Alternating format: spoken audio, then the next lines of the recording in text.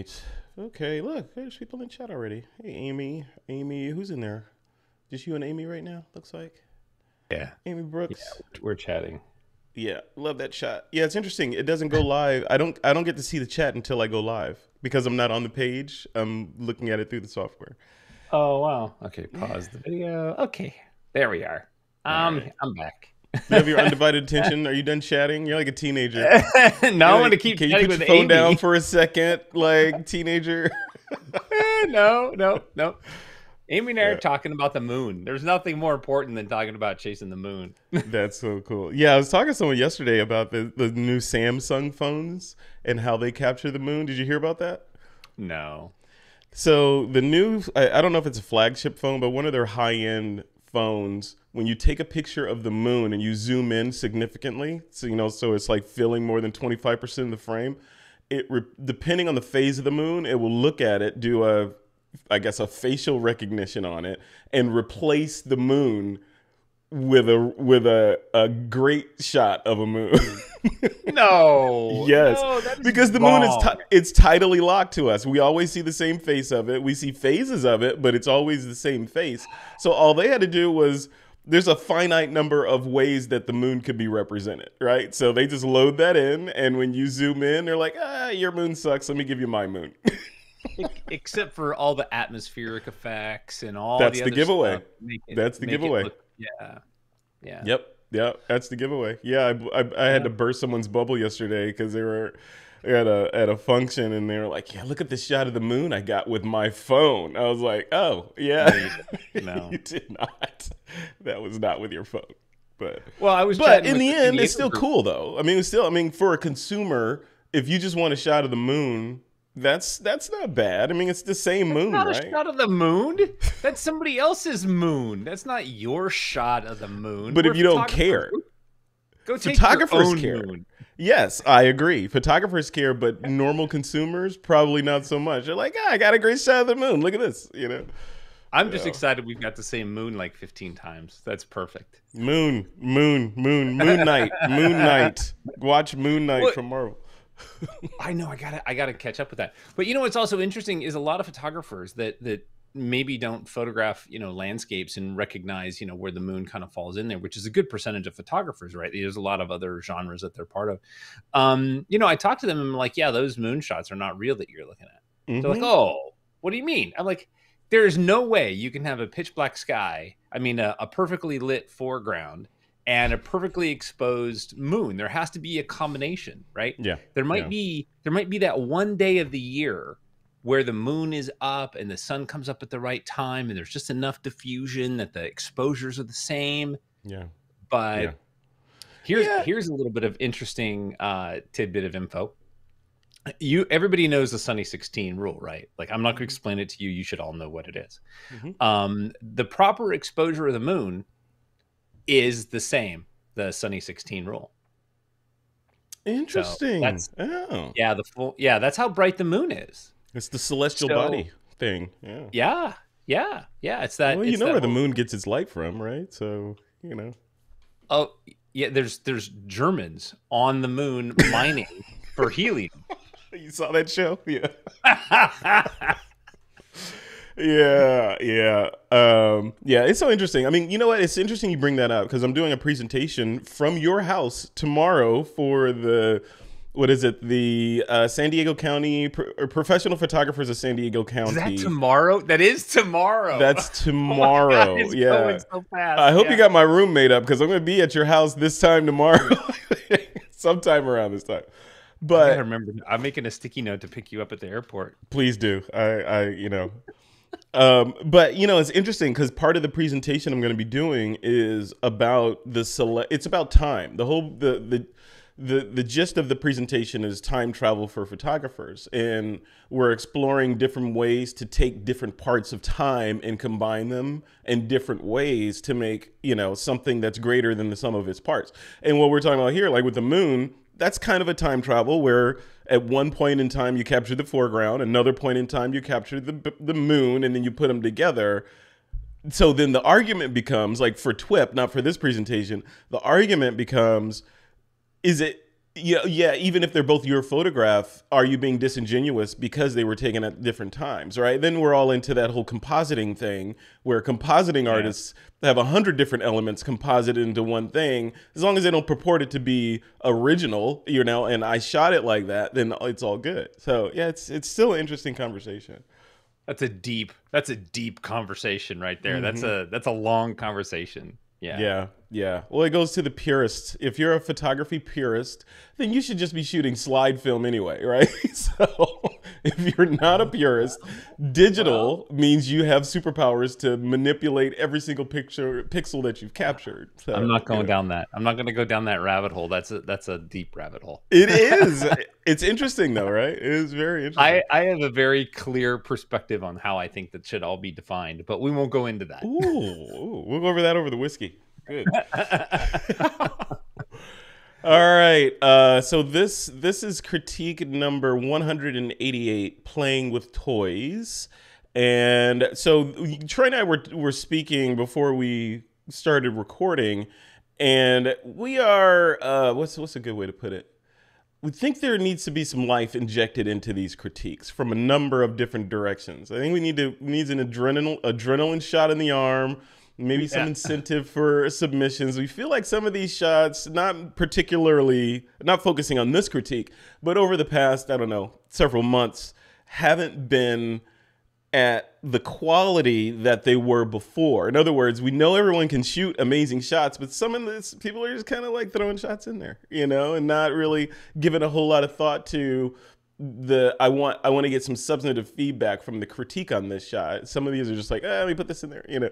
So what I think as a community leader, and both Troy and I, as the people that are running this community, I think we need to take a step back and look at what would be the best way to move forward with the critiques. Is it to change the topics? Is it to add some sort of prize or incentive? Is it to decrease the frequency from weekly to every other week or once a month or something like that to kind of increase the supply and demand formula there? So I don't know. We're going to give it some thought and figure out what's next, but we're going to hold on these critiques until we figure it out for a week or so. And we're going to figure it out and then go forward. During that window of time, on the post for this episode inside the community, if you're a TWIP Pro member or a TWIP member, go ahead and give us suggestions of how you would like to see the critiques evolve into their next iteration. Because I feel like we're at that the stage where, oh, it's time to molt, right? It's time to get rid of the skin and change into the next thing that we're going to be. So I don't know. Right. What are your thoughts on it, Troy? No, I totally agree. I mean, we're pushing almost 4 years of doing this, right? Yeah. Almost weekly, and I think that at some point, we have very clearly expressed our way of looking at images, and so I think that we need to change it up. We need to add some spice. But what that is, Furtick and I both agree, we have our own ideas, but we would love to hear from the community. We'd love to get some feedback from, what would you guys like? Do you want it just to be, fun banter? Frederick and I pretending that we know what the images is and making up stories. Do you, want to take these images on to a PPA national level competition, and you want to, fine tune them to get them to competition worthy? Or do you just want meaningless banter? I don't know, right? I'm just kind of going the whole scope. Let us know what you like, maybe what you don't like. Tell us what you don't like, and how it could be improved for you specifically, not just for what you might think the whole community wants, but for you specifically. What would you like? Amy's in the chat. What does Amy want to get out of the critiques? We would like to know so that we can fine tune that and make sure everybody is getting the most out of it. Yeah, Amy's just going to say more cats. That's what she's going to say. More felines, more better. I can't fault her if that's what she was to say. I would support that. I am a fan of cats. All right. Well, that said, not to beat that dead horse. So just FYI, the next critique scheduled for next week was going to be open general. I'm going to pause that one for now. Especially, I'm going to be at NAB next week anyway, so we're going to have to pause it anyway. So we'll pause it for now, and then have the dialogue in the meantime over the next couple of weeks about what you guys want to see in these critiques. Like Troy was just saying, give us your feedback on what would get your juices flowing to submit. Maybe it's critiques as they are with some tweaks, or maybe we switch them into, there's a challenge area inside the community that will be launching soon. So maybe that's the next evolution of the photo critiques into a more structured challenge type flow. So anyway, give us your thoughts, and we'll take all suggestions into consideration, rejigger this thing, and push it out again, right? Yeah. And I just want to point out that you and I did not coordinate our outfits today in any way. Your black shirt, black hat, my gray shirt, gray hat. There you go. Now we're close. Oh yeah, but see, no, I don't have a strap right there on the hat. You don't have a strap. Yeah, that strap is useful for the Insta360 Go too. It has a little clip that clips right on there, and you put the camera on there for POV type shots. Just saying. Form and function, man. Come on, form and although it would work on your hat too, you just have to turn it upside down. Oh my gosh. All right. Let's do this thing. All right. Critique number 188, playing with toys. Let's dive in. Hey, there's Troy Miller on the screen. In the bubble. I'm in the bubble. I'm in the bubble. All right. This first one up, I just threw this one in. This was a fun thing I put together on the iPad. It's just a little animation. One shot with a bunch of overlays on it, obviously. So I threw the kitchen sink at this. I was watching Clone Wars when I put this together. So I was in a Star Wars state of mind when I put this together. But yeah, this is a fun shot. This is from my brother's Lego collection. I was actually not New York. I was in Chicago in his apartment when I shot this, and he's got, like, he literally had to buy a bigger apartment to house his Lego because he built these 1,000 gazillion piece Lego kits that are it just looks painful to me as someone who's not that into Lego. My daughter's into Lego, but for someone that's not into Lego, looking at this giant box of intricate things that he put together, and these are just some of the characters that came with some of them. Like, obviously there was lots of Star Wars vehicles and speeders. And I sent him the Raven's Crest. Do you know what the Raven's Crest is? Nope. Troy?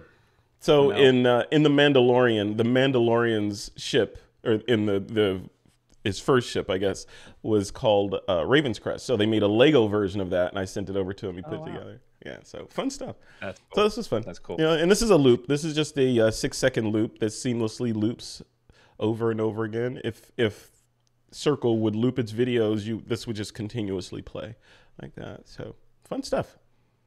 Yeah, they're neat. I wish the animation like that would be more readily available on more devices easily, right? Like it was a normal, like a screensaver on my desktop or on my Apple TV or something like that, where this could become more common, just like what we see with photographs. Yeah. Because I think it's very creative. I think it's really cool. Yeah, it's fun. It's fun stuff. All right. This is from Peter Levchin. I'm going to let you comment on this one. I have no comment on this. That is Troy one Miller? Creepy doll. Take it away. Yeah. It's got all your favorite elements in there. Black and white, selective color, looks like. Yeah. Well, there's black and white newspaper. The subject isn't black and white. This is something that I think that you could spend a lot of time really photographing. It's very creepy, and I know Peter probably, this is something that he probably picked up in his travels, and it looks like maybe he just unwrapped it or something. I know he's doing some deep cleaning at his place, and so I wonder if he pulled this out. The image itself is actually really kind of fun, and it gives me a lot to think about, like as far as my imagination goes. But we do have some distracting elements, as we tend to point out, and that's the background. It's just too bright, and there's some color in there and things like that. So the lighting on the doll is actually not bad. I think it's nice and dramatic. It's kind of off camera. It's almost a Rembrandt light, but we got to do something with that background. It's got to go darker. It's got to go down a little bit. It's a little distracting. And then what's the story of this shot? Right? I mean, it could very well just be, hey, this is an interesting doll that was then you found in some shop in some strange city or a foreign city, and took a photo of it, like you said, after you just unwrapped it.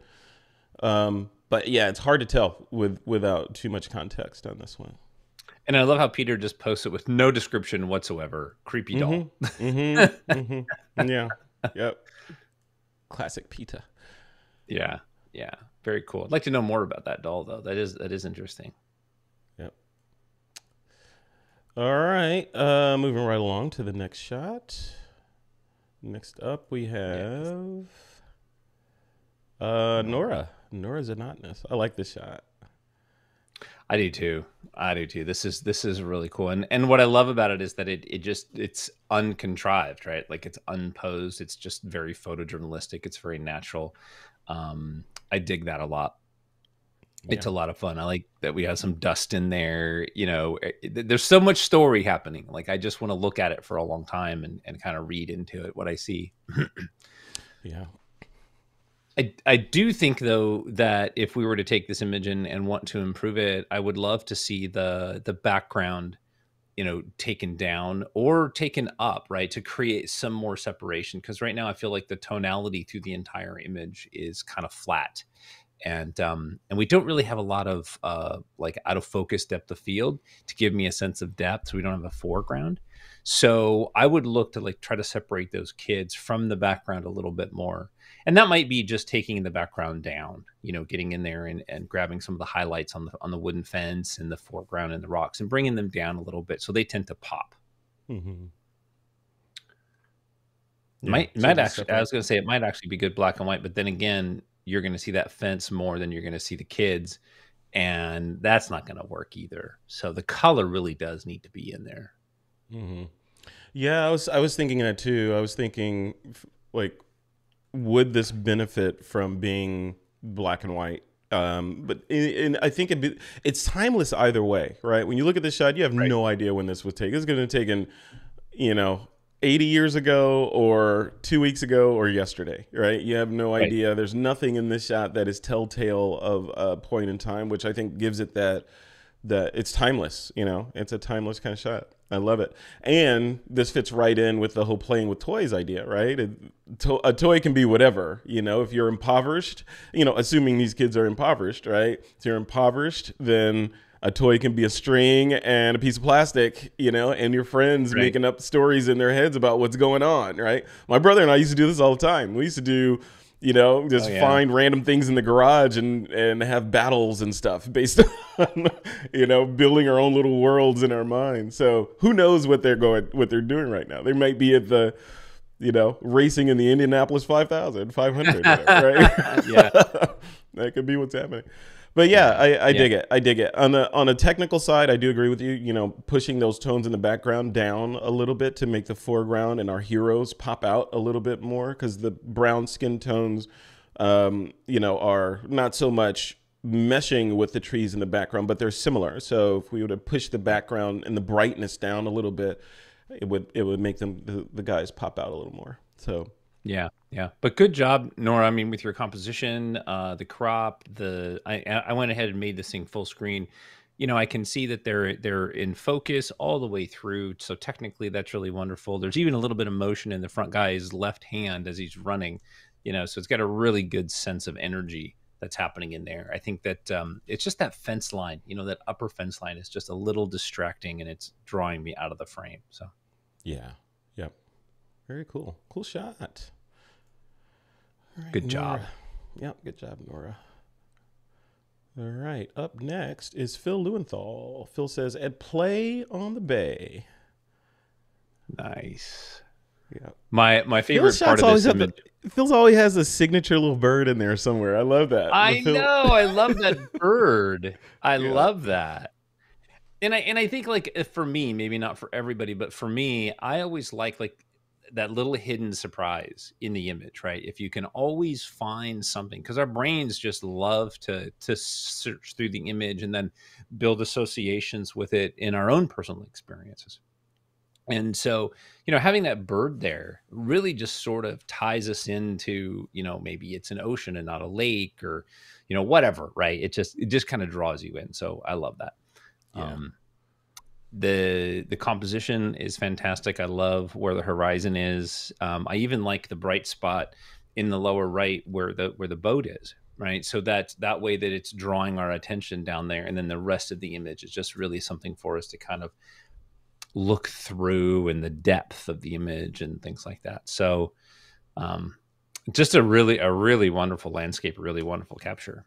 Yeah, it's fun. Yeah, I like the depth of the shot and the simplicity at the same time. And like you said, my eye goes directly to that sailboat, and then I explore the rest of the image, and then I see that little treat of the bird in there. You know, Yeah. it's the Phil Lewenthal's signature bird floating in there. Yeah. Love that. Yeah, really cool shot. This is one of Yeah. those that I feel like, either as part of a series or even standalone, blown up big, would hold up to being hung on the wall for sure. Yeah, and there's really not a whole lot that I would do to this image. I mean, I think that it's solid, that where the crop is, the way the bird is leaving the frame, the boat in the lower right-hand corner, I think is really, really fun. I think it's amazing. What I would do, Phil, is just for your own edification, is flip this image horizontally and see how that makes you feel, right? How does the image make you feel then? Because I think that it would have a sense of, like, right now I get the sense that the boat is leaving the frame because of the highlight is exiting the lower right hand corner. I get the sense that the boat is going to leave the frame. But if you were to flip it horizontally, it's going to feel like the boat is coming into the frame. And so it has a very different sense of how we read the image and how emotionally we might relate to it. That is really interesting that you say that, because, yeah, you're absolutely right. Flipping the image will give you different perspective. But I wonder if that perspective is dependent on your language, right? Because we're English speakers and we read from left to right. We don't read from right to left or top to bottom. Right. Does our language affect our visual composition? That's interesting. It does. Oh, it absolutely does. If you look at like ancient Japanese paintings and things like that, because of how they read, what is it, left to right and down or something. Yeah. Look at their art, and that's why some of their art is actually on like tall vertical scrolls as opposed to horizontal pages like we do here in the Western regions, right? So yeah, it absolutely does have an effect in how paintings are done, how light is done, and how we read that image. That is so interesting. Yeah, it's very cool. Yeah, I agree. Yeah, Phil, check that out. Yeah, flip it and see what is, like Troy says, see how that makes you feel if it's flipped. Does that evoke a different kind of emotion or different compositional feel to you? Yeah, and it's an important thing. I mean, if you have an opportunity to have somebody, walk across the beach, like if I'm posing a bride, like I have to think, like if she's walking out the right hand side of the frame and there's a lot of space behind her, it feels like she's leaving, right? The couple's leaving, but that's not the mood that I want on a wedding day. So I have to bring them maybe, from the far left walking into the frame, or, from the far right walking left back to us, right? Those kind of things. You got to think about how that mood is, and it changes even if people don't consciously pay attention to it. Yeah. Cool. All right, Phil, thank you. Moving right along. Amy Brooks. Amy's in the chat. I know you've been waiting for this, Amy. Let's take a look. Look at that little person right there with those feet. I got to tell you, this is definitely one of my favorite shots ever that Amy has posted. And part of it is that, being a cat person, it was immediately relatable to me immediately. Somebody who maybe doesn't have cats or spend a lot of time playing with cats, then this may not make sense to you, which is great because that's how the art works. And we were just over at our daughter's apartment where she took Juju, our smallest one is now living with her. And so it's the same thing, right? You walk into her apartment, there's toys everywhere. And so, yeah, it's great. It's great. So I really love this on a number of points. Compositionally, I think it's really fun. The abstract nature is just abstract enough for us to be able to recognize what it is. And I think that's super important. So yeah, I love it. I agree. Yeah, I like this shot a lot too. I look at the shot and I think because my brain is in this time travel state of mind, right? It's I'm immediately excited that she's this clearly this took place over a second or two, right? This is a bunch of points in time combined together to make this shot is essentially what's happening. And it's really fun. And we don't even have to see the expression of the cat. Like there's very little detail in this shot, right? But you instantly know what's happening. You instantly know that this is a cat that's Amy may have drugged the cat with some catnip or something, but the cat is hanging out and playing with the toys and enjoying herself, his or herself, sitting right here. So no, it's really fun. I like the shot, and the border treatment is cool too. I like the fact that there's a border on here that captures everything in. I think maybe I'm warming up to borders because of you, Troy Miller, but I like if I do see a border on a print, I like simplistic borders like this one. Like it's just a black, not too thick, not too thin, no key line. It's just, hey, I needed a border intentionally put there to, in this case, keep that cat from rolling around all over the place, right? So you need that border there to trap the cat. Yeah. So. Yeah. Yeah, I love it. And I love it. What does Amy say? I really need to get out of my comfort zone. So this was an experiment in that journey. Yeah. I think that we often forget all the amazing techniques that are available to us digitally. It's like some of Craig Stampley's wave shots, where he's panning with the wave, creating that sort of sense of motion and moving it. I'm like that's so brilliant and so obvious. Like, why have I never done that all my trips to the ocean, right? Mm-hmm, mm-hmm. Or our iPhones, right? Like Curtis's video, and I'm always showing photographers that setting on your iPhone where you can do the long exposure. It's like, oh my gosh, I did not know, right? Like, what does it take to do that? Use those tools. To create. Yeah. Yeah, love it. Love it. Love it. Cool. Thank you, Amy Brooks. I like it. It's a really fun shot. Makes me feel good when I look at it. So mission accomplished. Do more. All right, moving right along. Next up is Jim Peters. Jim says, preparing for the grandchildren's visit. I mean, I have to test the train, right? Of course. Is that HO scale there? I don't know anything about model trains. I know they go around, and I know that if you light them on fire, they'll eventually melt. Some of them. So you can say that about pretty much everything, I think, Troy. Well, we lit my cousin's train on fire, and he was not happy with the end result. While it was burning, we thought it was pretty cool, but kind of ruined his train. Fire tends to consume things. What do you think of this shot? Yeah. So remember, this is the topic of this critique was playing with toys. So this is really a fun shot. I think that all the elements that I see here are something that I really enjoy, and I can see the vision that's going into this. The thing that I'm really struggling with is the black abyss that the entire photo is floating in. Mm-hmm. And that's just, photographically, that's really hard. There's no surface, there's no grounding, there's virtually no shadows to be able to see into this image and create a sense of depth. It's kind of like it's just floating in space, Yeah. I agree. There's a lot of void in here. There's a lot of, maybe with context. And if this was a series of shots and this was one of the supporting shots in there, but as it stands, it's an oblique shot. So in reality, this would have been a drone shot probably of a real train, or a railroad crossing. But this void in here in these areas was throwing us off. Like what is this for? This abyss area in there. So I don't know what would have been better in there, like carpet or something. Like what would have been obvious to have in there that would have made the shot? Well, I mean, if you're looking at like, model trains, I mean, if you're going to do a model train set, you would have, the ground, or you would have some scenery or some trees or some picnickers or maybe more cars or something, right? I mean, the whole context of the model train, or put it into sort of a smaller scale where it's on a kitchen table and there's a coffee cup or something to kind of give you a sense of it, right? Yeah.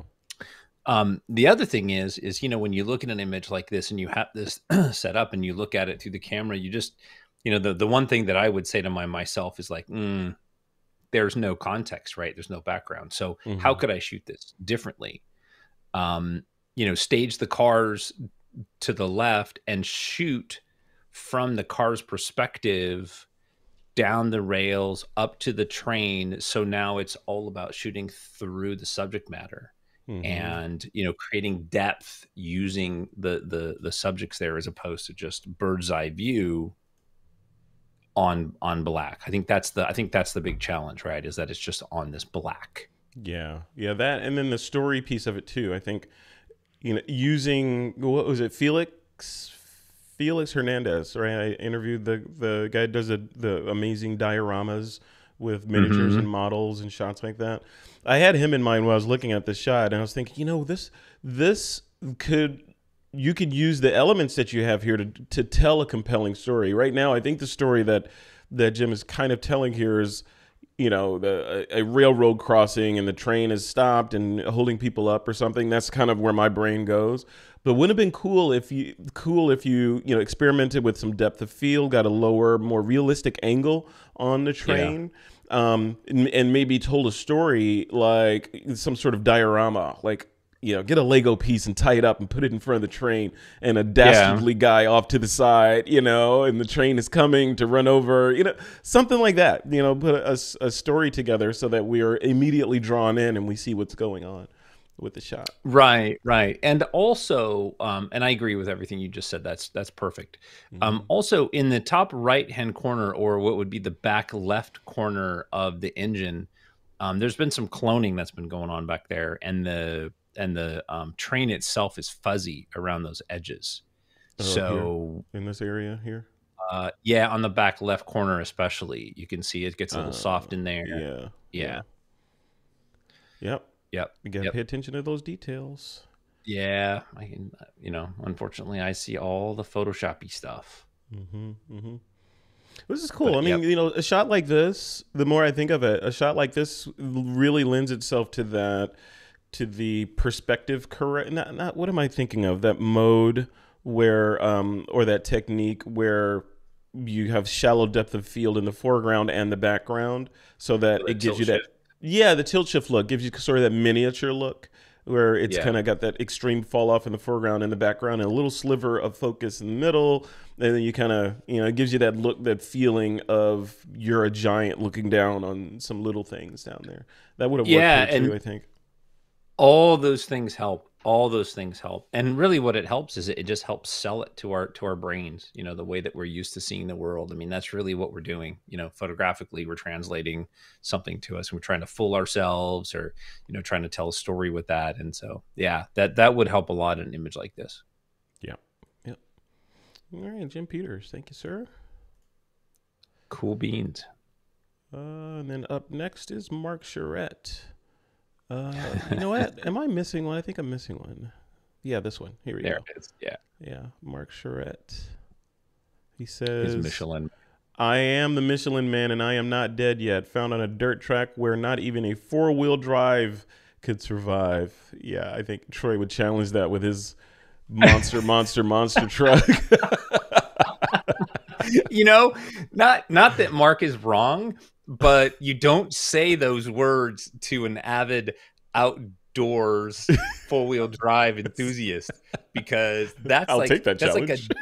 That's like a double dog dare. I will destroy my truck trying to get someplace you said I can't get my truck. Did you hear that, Mark? You got the keys to manipulate Troy. Just challenge him. Well, it's got to be the right challenge, but that wouldn't be hard. I would be like, well, let's go. Yeah. Oh, that's funny. I do love this shot, and I think that what I love about it a lot is one, the fact that he thought of photographing it, but two, because of the statement that he made about it, you know, being on a dirt track. And then I see that rope on there, and I'm thinking some guy probably had this hanging, you know, from his hitch on his truck or his bike or something, right? Like this was like his off-roading mascot, and now he's lost him, and he's probably bummed um, that Yeah, he's he looked lost his little forever. mascot. He looked forever for this little guy. Couldn't find him, and now he's Yeah, here. and here he is immortalized Yeah. forever, and we're talking about him. So, I I like really dig it. I love the pained look on the Michelin man's face. Right? He's like, he's just like, hi. Yeah, I A little don't know. help here. A little help. He's just upset that the Stay Puft Marshmallow Man has gotten so much more attention than him. That's right. That's right. You know, He yeah. got a movie, a couple movies. Yeah, he did. Yeah, he did. So, you know, photographically, I like 90% of what's happening in here. You know, the color, the dirt, the grunge, the vignette, and everything. I feel like we have too much foreground, and I feel like the Michelin Man is shoved up into the top left quadrant, right? The top left thirds, and I think this is an image where you center the subject matter, center it, leave this, let the string kind of lead off, the rope lead off out to the right. But I would just crop it tighter. Yeah, Center him. yeah, I was going to say that too. Yeah, just a little bit of a tighter crop. And if you don't want to crop and you need a kind of vertical orientation, but you know, centered, I think, and maybe centered, maybe just a hair cheated to the bottom, but yeah, centered, I think would be great with this one. And I'm really hoping, Mark, that you brought him home and you put him in your garden somewhere so that you can have him forever. I hope you didn't leave him out there lonely. So He's still out there. Rescue mission, still out Mark. there. Go get him. Yeah. Go get him. I don't know though. Yeah. I mean, there's a lot of Mark's been posting a lot of pictures of critters in and around his house there. I don't know if you want to be reaching down to pick this guy up. Well, he's squat there to take a photo. So True. you know. True. Yeah. True. Fun shot though. Yep. Yeah. Played with toys. This is not playing. This is toys that have been played with and then left to die. Right. Left to die. Right. All right. Yeah. Up next, Speaking of Rick toys Kilboy. Rick Kilboy says, "Lost Thomas, child left behind is Thomas, take engine after the 2020 St. Patrick's Day Parade." And SLC, what is SLC? St. Louis? Salt Lake City. Salt Lake City, Utah. There you go. There's the UT. I should have guessed. Cool. There we go. Yeah. Oh, that's a fun shot. That's cool. You know, it's one of those things like we wouldn't know the story behind that unless we were told, right? So I appreciate that. I think that to tell the story maybe a little bit more like this abandoned or lost toy would be the toy small in the scene of, you know, people or, you know, the landscape or, you know, whatever's there. Mm-hmm. You know. Yeah. Yeah. Yeah, it's like lonely. It's sitting there lost, alone, looking for its parents, right? Yeah, I agree. Yep. I agree. Yeah, but a fun shot. I mean, you know, kudos for finding it, right? Like seeing the shot, seeing it there, getting down on the ground, you know, creating the image. I dig it. Yeah, I think a little compositionally, I think it's a little bit tight on the top there. So I feel like there's a little bit of, you know, magnetic attraction. It's pulling the toy up to the top of the frame. So I think all around just a little bit more spacing, more so on the top. I like that it's cheated to the right a little bit like this, so it does have some place to go into the frame, but it just needs a little more breathing room in there. But like you said, with your suggestions, a lot of breathing room around it so that you see it in context and kind of lost in a sea of big, right? There's this little cute toy just kind of sitting there. That'd be cool. Right. Yeah. Yeah. And hopefully, Rick, you took the toy home and it's not like your photography companion, you know, you take him with you everywhere you go and got to get a little shot of him somewhere, you know. That's right. Rescue the toy. Yep. Yep. Kira and I, when she was really young, we used to carry around Smurfs, like there were like 3 or 4 Smurfs, and we would carry them around with us as I would take her out, and we would do our photo adventures, photographing landscapes. And we'd always do some where we put the Smurf in the photo somewhere. So sometimes we can't remember where we put the Smurf, but it's in there. There's Smurfs hidden all over the world. That's cool. Yeah. That's We cool. took them home. We didn't leave. You don't abandon your toys there. You bring them back. You photograph them. That could be a good challenge now that I think about it, right? That'd be a nice challenge. You know, you have a consistent series of a number of shots with one repeating element in every scene, right? So, see, I have my Ninja. See my Ninja? See, wait, focus. There we go. I see him now. See my Ninja? Yeah. So this Ninja, we had a wedding couple that they put probably 200 of these or 100 of these around the venue, and we walked around and tried to find them and photograph them. And to this day, they haven't found them all. They keep finding them at the venue many, many, many years later. But I took this Ninja, and he's my photo companion. So I take him with me, and I put him in scenes, and I photograph him sometimes. Oh, that's cool. That's cool. We all need it. We all need a little. What did they call it in Inception? A totem. Yeah, we all need a little photographic totem. That's what we need. Yeah, very cool. Yep. All right. Yep. Well, speaking of the many lives of Troy Miller, one of his superpower personas is welder, and here he is, a shot by Peter Levchin, working on something heavy metal over there and making sparks. What's going on in this shot, Troy? This is actually so that's a chair in the background that I was building at the time, and so Peter came over and I was working in there, and he started photographing it. So it was really fun. This is me actually plasma cutting a piece of steel, and I just dig this shot. You know, for me personally, like as a portrait, even though you can't see my face, like it's me, and I know it's me. It's in my garage. You can see my daughter's face when she was, oh God, I don't know, probably 5 years old, on a print hanging in the background, which I actually printed in a darkroom. So it's cool, right? Like this is my space. It's my vise. It's my seat clamp in there. So nice. I love that shot. I love it. Yeah, and he shot it in infrared, and then he toned it. And so, although it's not my image, I didn't take the image. I just felt that, you know, this is one of my happy places when I'm out building things. And so it's kind of like what a toy is, right? Like it's you're playing. Yeah. You're making toys. Yeah. This is just your adult erector set. That's what's going on here. Yeah, it is a little bit. Yeah. Very power hungry erector set, but yeah. Did you ever have one of those? Did your parents buy you erector sets? Yeah. So me and my cousin, we used to build erector sets and Lincoln log cabins, and then we would both get like 3 or 4 tennis balls and see if we could knock each other's down in the least amount of throws. It was always about destroying.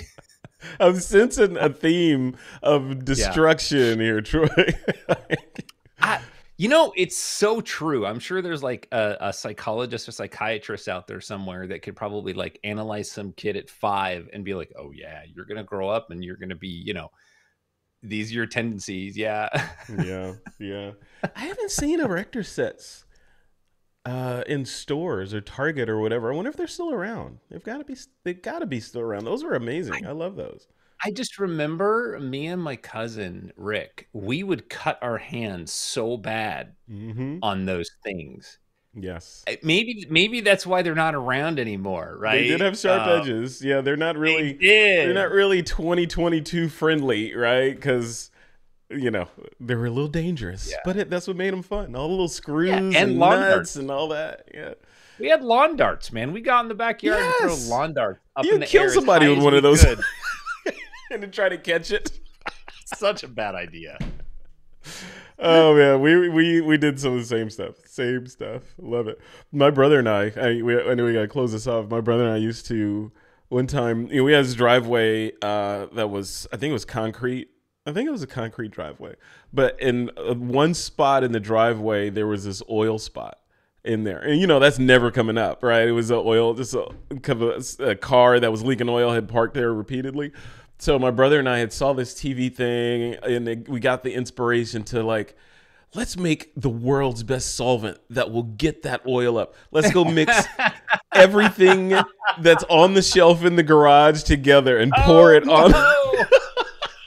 No, that's we put so bad. we put everything that had flammable on it into a bucket and poured it on it and lit it. It just made it worse. So awful. Boys, so see, that's what we did. You know, we had adventures like that. It was fun. Hey, I used to throw darts at spray cans in the garage. Wow. Imagine what happened when it hit a can. Yeah. Did it explode or just shoot out ink all over the place or paint? Spray paint everywhere. Trust me, I got my darts taken away, and I'm not allowed to do that anymore. Wow. Yeah, we got to exchange stories. We have some horrific stories that we could. They weren't all as benign as trying to clean up a driveway. Let me tell you. So you have a favorite. I think we both have a favorite. You say it, and I'll press the button, and we'll see if we're on the same page. Meow. Yeah, there you go. How many times can you say meow? Yeah. You had us at cat. I love cats, and this one I think wins. Or is my favorite because it neatly fits into the whole idea of playing with toys. Clearly, this little critter's playing with toys, and it's creative from the standpoint it's not tack sharp, and it doesn't even try to be. It's a blur of motion that is right on the edge of being abstract. Clearly, it's not a mistake. This is an intentional shot like this, and it's I like it. I like it because it plays right into the theme, and it is fun and creative. What do you think? Yeah, I absolutely agree, and I would say Nora's would be a really close runner-up, and because they're both such powerful images. I think that with this one, I sort of leaned into it a little bit more, just simply because of the use of the iPhone and the tech and the abstractness and the newness of how the image is created. I really just want to celebrate that. I think that that's really cool. Not even that it's just a cat, but that I think, because we love cats, but being a recognizable subject taken in such a unique way. That's something that I really love, and I want to celebrate that. And I want to encourage, everybody to lean into, pushing boundaries with their photography and stuff. I agree. Very cool. All right. Well, thanks everybody for playing the game and submitting your photos for this week's Playing with Toys critique. We're taking a hiatus, like I said at the beginning there, a short hiatus as we figure out what the next iteration of these critiques will look like.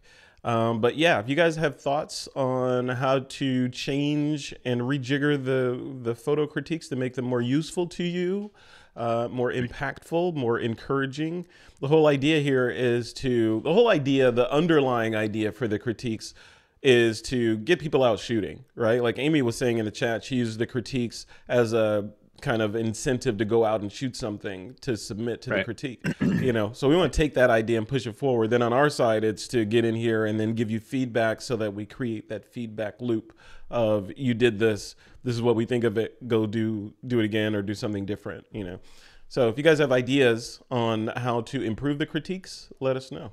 Troy, what do you think? Closing thoughts? Absolutely. And everybody go take your phones out and go do some photos with that. And by the way, the next full moon is going to be an eclipse, full eclipse of the moon next month on, what is it? I don't know, the 15th. Anyway, I have weddings, so I'm not going to be able to go chase the moon. So I wonder, full loop, to close that loop, I wonder how Samsung phones will handle shooting an eclipse. Will they know? They should know, right? The date. It's not like it's not predictable. It should know that there's going to be eclipse, and it should look like this from your point on Earth, and just do the right thing. Right? I don't even like that they spent time engineering that. That's just no. Yep. That's AI. It's welcome to the world of AI. Apparently, moons aren't the only thing that they're doing that with. A lot of things where there's a recognizable. What would you do if it's like that there's a very predictable spot in San Francisco where you can get an iconic shot of the Golden Gate Bridge, but it's not always beautiful and the light is not always right. So you go there, you hold your phone up, and it's like, whatever. I wish it could be better. Then you hit a button and it replaces it in the perfect perspective with a shot of the bridge that was done at the perfect time of day. That'd be like me going on Flickr or 500px and just taking somebody else's images and dropping it into mine. Like, it's not my image. I didn't take that. And I think as a photo community, we need to push back. That's not photography. That is not photography. That's consumography. Consumer image making. Because if you're a consumer and you couldn't give a care about photography or the art form, and you're in San Francisco on a vacation and you take the picture without a second thought and you go back and you're looking at your shots, you're like, hey, holy crap, I'm good. Look at this. This is amazing. It's not photography though. Yeah. Right. It's not. It is not. Yeah. It's bringing new. It's like a reimagining of the Kodak moment. Remember the Kodak moment where they say, or the photo spots, like in famous tourist areas, used to have this little thing that says, stand right here and take a picture, right? It's kind of like that. So. Yeah. Oh, well. Yeah. Oh, well. Good stuff. Good stuff. Cool. All right, man. I think we'll leave it right there. Thanks to everybody who participated in the chat. It was good seeing your faces in there. And Troy Miller, I'm going to be at your place tomorrow. You mean, yay! Make sure there's propane in that fire pit and liquid in the whiskey bottle. And oh yeah, and lots of ice, and we're good. I've already tested the whiskey bottle. It's good. It works. So excellent. Yeah, we're all good. Excellent, because this kid needs a break. Let me tell you, this kid.